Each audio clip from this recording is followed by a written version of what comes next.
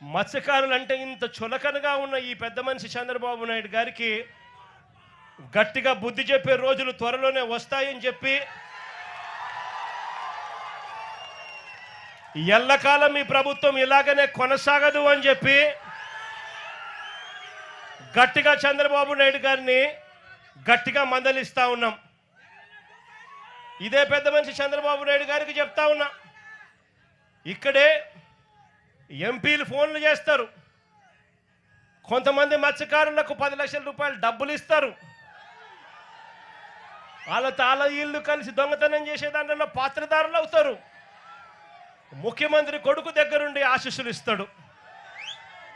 మార్చి 12వ తారీఖు ఆయన వచ్చి చేసుకోపోండి అని ఆశీస్సులు ఇస్తాడు. మార్చి 16వ తారీఖున దొంగతనం జరుగుతుంది.